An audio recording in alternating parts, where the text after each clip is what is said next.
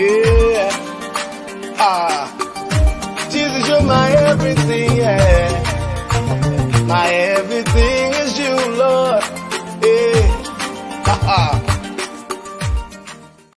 Heureux les pauvres en esprit, car le royaume des cieux est à eux. A dit Matthieu 5, verset 3. Aujourd'hui, il est question de savoir davantage ce que veut dire ce passage biblique et nous avons pour vous un devancier, un papa, un érudit de la parole de Dieu. Et bonjour papa. Bonjour, fils. Comment vous allez? Ça va, merci. Ok. Avant de démarrer cette émission, chaque fois sur CTV, nous demandons à nos interviewés s'ils sont prêts parce que c'est vous qui nous autorisez avant qu'on ne démarre. Est-ce qu'on peut démarrer? On y va. Ok, merci beaucoup. On démarre.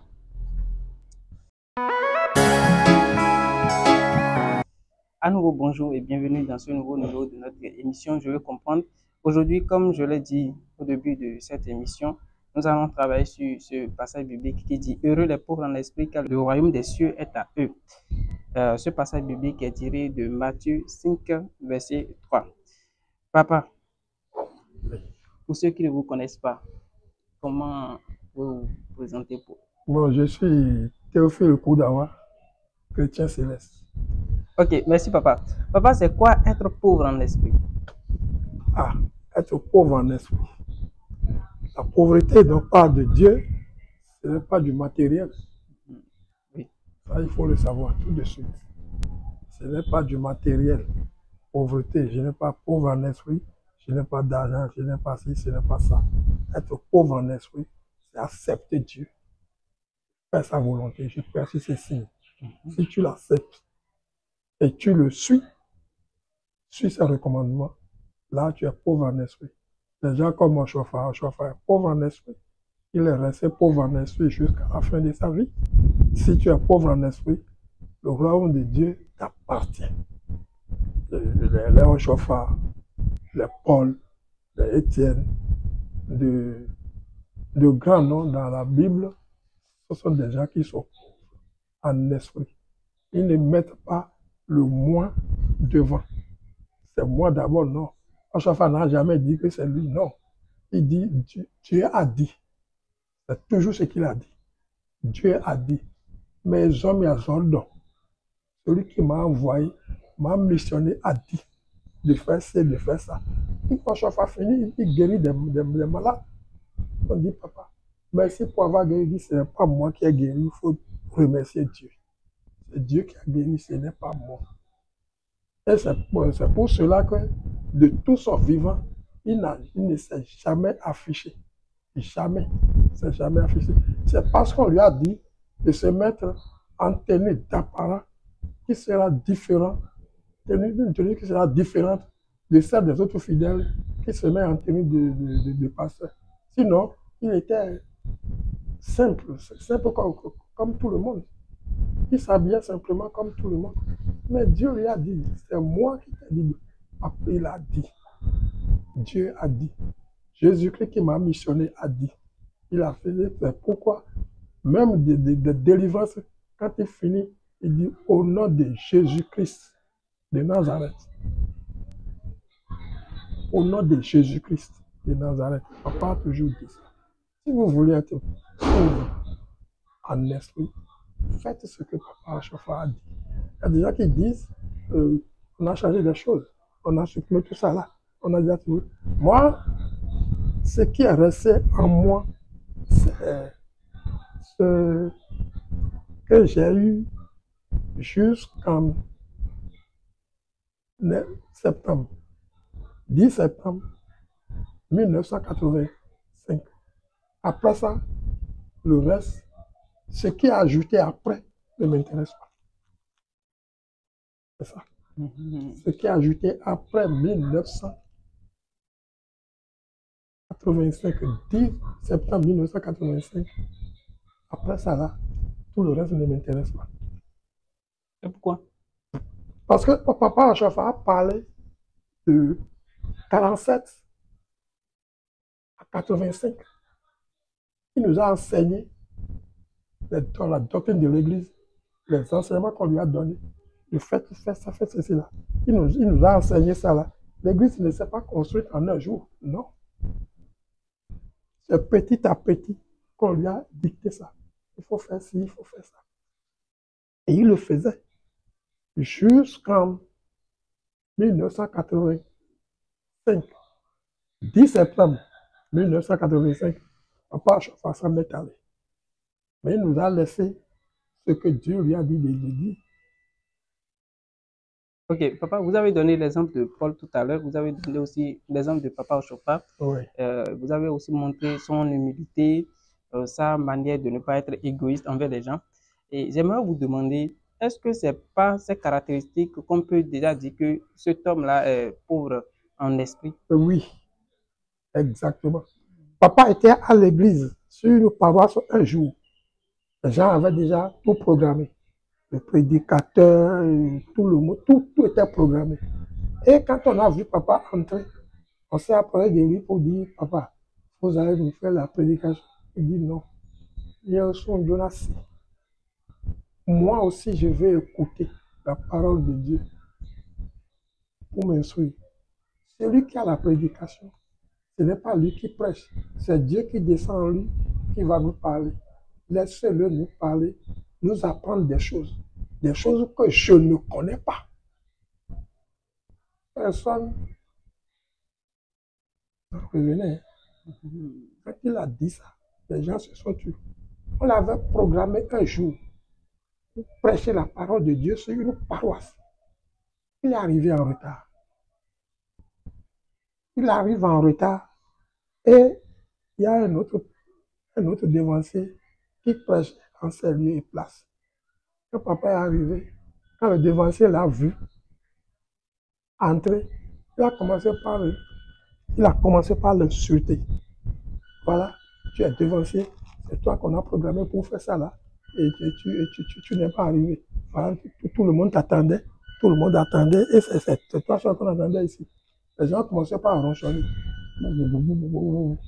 Papa, après la prédication, il dit, tous ceux qui criaient tout à l'heure, qui parlaient tout à l'heure, quand le devancier m'insultait, ils n'ont qu'à s'agenouiller et demander le pardon des péchés. Parce qu'il a dit la vérité. C'est la vérité qu'il a dite. Je ne suis pas venu à l'heure. Je devais être à l'heure, je ne l'ai pas fait. Donc il ne faut pas croire qu'il a tort. C'est moi qui ai tort. Voilà. Merci beaucoup, papa. Merci. Vous avez aussi notifié tout à l'heure que être pauvre en esprit, ce n'est pas une manière de dire être financièrement pauvre. Pas du tout. Ok. Maintenant, j'aimerais savoir, est-ce que on peut être financièrement riche et avoir un esprit pauvre, un pauvre esprit? Mais oui, Achofa n'est pas pauvre matériellement. Et pourtant, Paul n'est pas pauvre financièrement. Mais il a de l'argent. Si tu prends par exemple Joseph d'Arimathée, c'est dans la Bible, c'est lui qui est parti demander le corps de Jésus. Oui.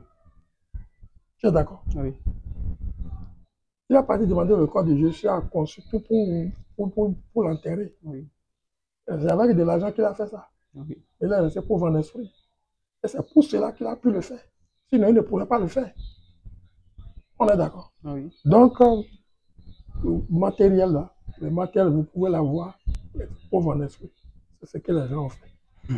Ok, merci beaucoup, papa. Donc, vous avez compris, il ne s'agit pas de se cacher derrière ce passage biblique pour dire qu'il s'agit d'être pauvre matériellement, mais papa a notifié tout à l'heure, papa a expliqué que on peut être même riche matériellement et être pauvre en esprit parce que pauvre en esprit veut dire l'humilité, par exemple. L'humilité, c'est l'une des caractéristiques de la pauvreté en esprit. On a parlé aussi de la manière de se faire humble. Voilà. Donc, c'est ça. Et papa, j'aimerais vous demander, que devons-nous comprendre par ce passage biblique qui dit « Heureux les pauvres en esprit, car le royaume des cieux est à eux ». Oui, mais on en a déjà parlé. Heureux les pauvres en esprit, car le royaume des cieux est à eux. Oui. Les pauvres en esprit, c'est eux qui vont hériter le royaume des cieux. J'ai dit, c'est uniquement eux. c'est eux. Et c'est quand tu auras là-bas, quand tu seras là-bas au rang des cieux, que tu vas avoir sa justice. Au rang des cieux à eux. Si par exemple, tu as de l'argent, tu es riche, tu vas sur une paroisse ou bien dans une communauté, des gens ont fait, tu te lèves, tu mets la main dans ta poche, ouais, tu as doué, ils vont prendre. Il n'a aucun bénéfice là-bas. Pourquoi? Tu l'as fait devant les hommes pour te faire voir. Ah, d'accord. Ouais. Il faut agir discrètement, donner de l'argent aux gens et puis disparaître. On était dans un service, un responsable, il a voyagé. Il est revenu avec des tubercules d'igname. Il a distribué ça au grand chef, au DG, au directeur, au grand directeur. Et il s'en va. Le DG a pris l'igname qu'il lui a donné, il a déposé ça quelque part là. Il voit ça. Quand il passe, il voit. Il vient se plaindre devant et dit, moi je lui ai donné de l'igname, il dépose ça là. Il ne prend pas soin de ça. Il dit, c'est très bien fait pour toi. Pourquoi tu lui as donné, il n'en a pas besoin. Tu vas en mission, tu amènes des ignames, il faut donner ça au gardien. À l'agent d'entretien, c'est lui qui en a besoin. Si lui avait donné ça, il aurait pris rapidement et venu te remercier. Ah, c'est le DG à venir te remercier. Il dit, non, il n'est même pas venu vers moi, il ne vient pas même pas parler, tu ne lui as rien fait. C'est ça. L'humilité, la pauvreté, la maison. Il faut faire des dépenses utiles. Il faut agir utile. Même dans ta chambre, il faut allumer utile. Si fais son, tu allumes pour regarder, pour voir. Si le jour vient, on en est de lui. Il y a des gens qui vont faire des dépenses inutiles, énormes. Il dit qu'il est riche, il fait un WC, il amène des carolins pour caroler ça. Le WC, il carole le WC. Alors que dans sa propre famille, déjà dehors, il a même à le faire. On va caroler le WC. L'intérêt du WC, on met des carreaux. On dit qu'on fait quoi? C'est ça. Il y a trop d'exemples, des exemples un peu partout. Je ne peux pas tout en énumérer. Ok, merci beaucoup, Papa. J'aimerais aussi vous demander ceci. Être pauvre financièrement garantit-il le ciel? Par exemple, quelqu'un qui n'a pas l'argent et matériellement il est pauvre. Est-ce que la pauvreté garantit le ciel? Non, pas du tout. Donc, on peut souffrir sur la terre et souffrir au ciel aussi. C'est ça que vous êtes en train de dire. Il faut d'abord y aller. Souffrir sur la terre. Si tu souffres sur la terre de manière juste, tu continues la souffrance.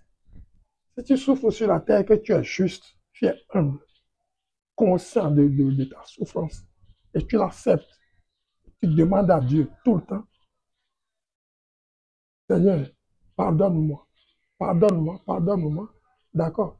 Mais si dans ta tu dis que tu souffres ici, d'abord, je ne sais pas ce que tu mets dans la souffrance. Qu'est-ce que vous mettez dans la souffrance? Souffrance, par exemple, c'est quelqu'un qui, bon, n'a pas de quoi, c'est difficilement qu'il mange, par exemple, c'est difficilement qu'il subvient à ses besoins financiers, à ses besoins, bon, en tout cas, à tous les besoins fondamentaux de l'homme. Oui, il y a des gens qui souffrent, comme ça, comme tu le dis, et qui sont conscients de leur souffrance, ils savent pourquoi ils souffrent, parce qu'ils ont commis des erreurs dans leur vie. Ça te suit. Il faut te repentir. Pour y repentir, l'obtenir. C'est pas. Il faut, quand on souffre sur terre, on va hériter le grand décès. Tout le monde va trouver pour souffrir. Mais oui, il faut se mettre à l'œuvre, travailler pour Dieu, être financièrement bien, ne voudra jamais dire que tu ne vas pas au ciel. Okay. Être misérable ne voudra pas dire que que le ciel est garanti. Ce n'est pas vrai. Ce n'est pas vrai. Oui, c'est pourquoi j'ai tout à l'heure parlé de Joseph d'Arimathée. Mais ce monsieur a de l'argent et il l'a utilisé pour les pauvres. Il l'a utilisé pour les pauvres. Le Thomas d'Aquin. Thomas d'Aquin, je ne sais pas si vous en avez entendu parler. C'est un docteur en théologie. Thomas d'Aquin est un docteur en théologie. Il allait voir le pape Innocent IV. Le pape dit, Thomas, regarde tout ça là, je suis riche, j'ai de l'argent, je ne suis pas pauvre comme Pierre, le premier pape de l'Église catholique. Et Thomas d'Aquin dit, mais Innocent, pape, tu es riche, tu as tout, mais tu ne peux pas te lever et dire, lève-toi, prends ton lit et vas-y. Tu peux le dire. Il dit, le gars, bon. Donc, Pierre, dont tu parles, est plus riche que toi. Tu sais, c'est Pierre qui a dit au grabataire ce jour-là, lève-toi, prends ton grabat et va-t'en. Il baisse la tête, il s'est bien réfléchi. Je ne sais pendant combien de temps. Voilà. Mais quand nous prenons le pauvre Lazare, par exemple, Oui. lui, il était parti au ciel. Le pauvre Lazare est parti au ciel, le Lazare de tout son temps. Il est resté là. Il a dit quelque chose de mal à quelqu'un. Non. Non, la Bible n'a pas mentionné. Lazare est resté là. Quand on parle du pauvre Lazare et du riche, on a parlé de Lazare, non? Oui. Et le riche, c'est qui? On a dit son nom. Non. Ah, c'est toi, c'est moi. Le riche en question, c'est toi, c'est moi. On a parlé du riche. Et on a parlé pauvre Lazare. On n'a pas dit riche tel. Et ce riche-là, vous avez lu le texte, vous avez vu la fin, ce qui s'est passé. D'autres étaient riches et ils ont utilisé leur richesse pour s'occuper des pauvres. Et là, ils ont la bienveillance de Dieu. C'est comme ça. Il y a de l'argent. La plupart du temps, c'est les pécheurs, les gros pécheurs qui sont riches. C'est eux qui sont riches. Pour qu'ils prennent leur richesse, donner aux pauvres pour que leur péché soit atténué. On leur a donné ça pour faire ça là. Mais si on te donne ça que tu ne le fais pas. Il y a un fidèle à la fête de moisson qui approche. Il n'a pas de soutane. Il est parti voir papa. Il sait que le monsieur a de l'argent.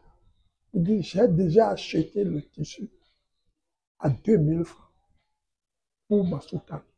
Mais il reste 1000 francs que je vais donner au tailleur, je n'en ai pas. Il dit, je n'ai pas d'argent. Le petit est parti. Le jour de la fête, on a dit vendre des charités. Papa discutait, il achetait des choses, des millions de francs. Le petit était là, il regardait, il pleurait. 1000 francs lui a demandé, il dit qu'il n'en a pas. C'est son papa? C'est pas son papa. Okay. C'est un devancier de l'église. Okay, il sait qu'il a de l'argent. Donne-moi 1000 francs, je vais donner au tailleur pour qu'on me confectionne ma soutane. Il dit, je n'en ai pas. Et le jour de fête, c'est lui qui a dépensé plus que tout le monde. Il est même allé jusqu'à acheter la dernière bougie à 1,5 million. À l'époque, ce n'est pas aujourd'hui où la vente de charité, le vente ne marche plus aujourd'hui, sinon, avant déjà discuter sérieusement, ils en achetaient. Voilà. Je veux là par exemple. C'est bon. Merci beaucoup, papa. Donc, si on comprend bien, être riche ne veut pas dire qu'on ne peut pas gagner le ciel. Être pauvre aussi ne veut pas dire ça. On peut être riche et aller au ciel. On peut être aussi pauvre et aller au ciel. Merci beaucoup, papa. Et vice-versa. Et vice-versa. Okay. Papa, est-ce que vous avez quelque chose à compléter sur ce thème qu'on vient de dire? Non, mais je n'ai plus rien à compléter, sinon je persiste ici. Il faut demander la lumière de Dieu. Demandez la lumière. Il a dit, demandez, on vous donnera. Cherchez, vous allez trouver. tapez, on va vous ouvrir. Dieu attaque à côté de nous. Il n'est pas loin. Il est à côté de nous. Il cherche à habiter avec nous et nous donner ce qu'il nous faut. Voilà, cherchons sa lumière. Tous. Ok, merci beaucoup, Papa. Donc, cherchons la lumière divine. C'est Oui. ça qui va nous garantir le ciel. C'est ça qui va nous montrer le bon chemin à emprunter pour faire la volonté de Dieu. Sur ce, Exactement. nous allons terminer cette émission. Vous êtes sur CTV. Sur CTV, c'est la lumière de la parole, c'est la vérité. Suivez-la, elle vous affranchira davantage. À la prochaine. Bye bye. Merci.